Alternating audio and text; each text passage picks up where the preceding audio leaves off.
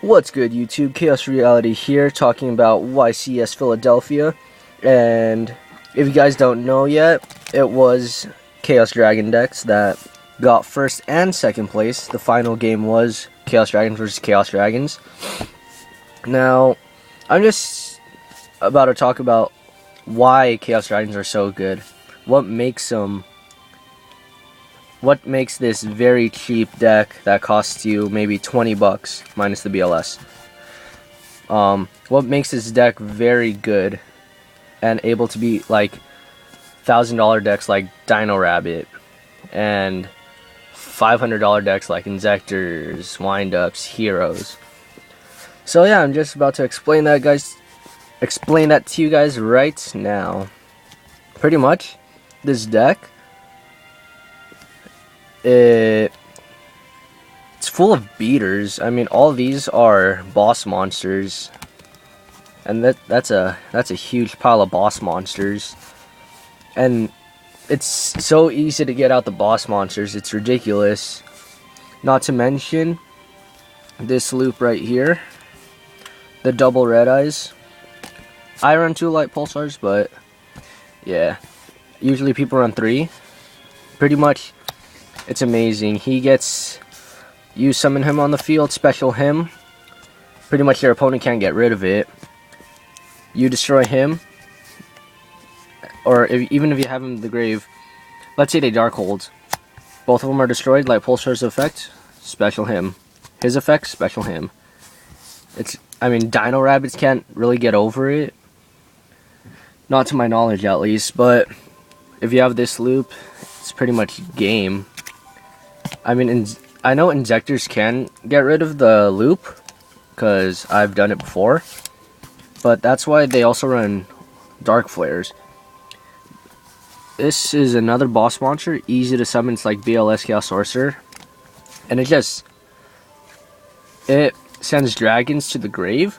So if you need like a third dark for a Dark Armed, you could do that with him. If you need a light, like let's say a Wyvern, you could do it with him, and then banish their hornet. It's just too good.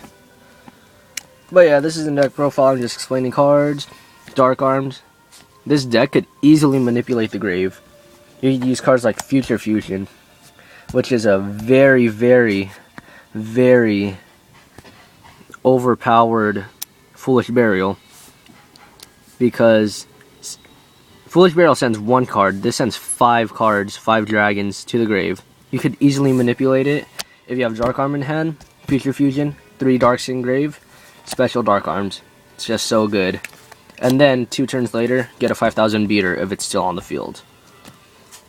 Not to mention, like, I also run this in Heroes. I mean, get an Ab-Zero, and then you're able to use Miracle Fusion, and if this is gone, Ab-Zero's gone, pop cards on the field. It's crazy.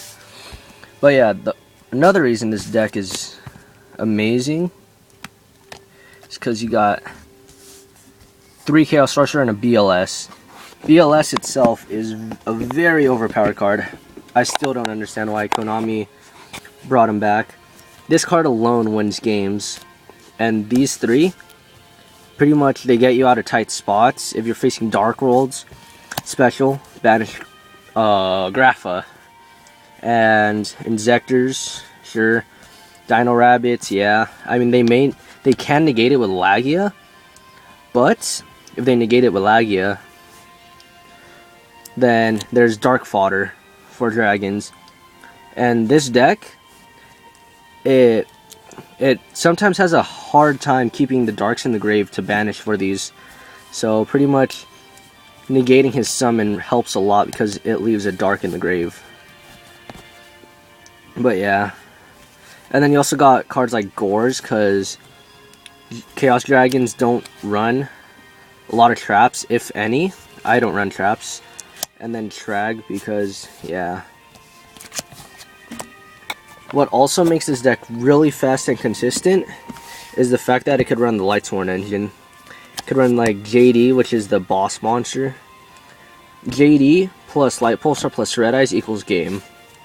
Or just JD and Light Pulsar equals game. Because you special JD, pop the field, everything's blown, And then Light Pulsar gets its effect to special summon Red Eyes. Then you use Red Eyes effect to special summon Light Pulsar. And if my math is correct, that would be 8,300 direct. It's amazing. And then you got like the Lightsworn engine, all the milling and stuff. It's crazy. You got the spells. And yeah, it just makes the deck super fast. Even if they did ban Future Fusion, this deck would still be good because it's able to run the Lightsworn engine. I mean, when I play the deck, I mill Future Fusion a lot, and I'm still able to win because of the constant milling. It's really good. And what also makes this deck amazing is the ability to play hand traps. I mean, yeah, every deck could play hand traps, but hand traps really help this deck out. You got DD Crows to add in Dark Fodder, Veilers to add in Light Fodder, and Honest as well. And to run over big beaters that you can't get over. Pretty much, not many decks benefit that much off hand traps. I mean, yeah, Inzectors, Veiler, I use triple Veiler at least in my Inzectors. Yeah, I Veiler their monster, but pretty much all I could use him for is BLS. And in this deck, they could use these two for any deck, or not any deck, any boss monster except Judgment Dragon. It's just good. So yeah, that's pretty much my explanation on why dragons are so good and why they've been winning these past events. So yeah, if you guys like the video, thumbs up it. If you guys don't like it, please still thumbs up. And leave comments down below on your ideas, why dragons are so good. And maybe some side deck cards to help people side deck against them. I personally, to counter dragons, if I could find my Inzector deck right now. Oh, found it. My personal counter is, let's see, let me get my side deck out. My personal counter to dragons, we got Triple Crows, Spirit Reapers. They can't get over Spirit Reaper unless if they banish it with Chaos Sorcerer. You got D-Fissures, Messenger of Peace, and Bottomless Trap Holes. This is like, that's 12 cards out of my side deck that could just destroy, well, not destroy them, but wreck dragons. It's really good. And yeah, that's my talk about the dragons and Ycs Philadelphia.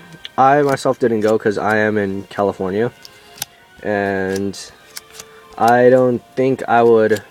I probably would later on when I get the money, like go out of state to go to YCS and stuff. But yeah, tell me what you guys think down below, and sub to me, Chaos Reality, signing out.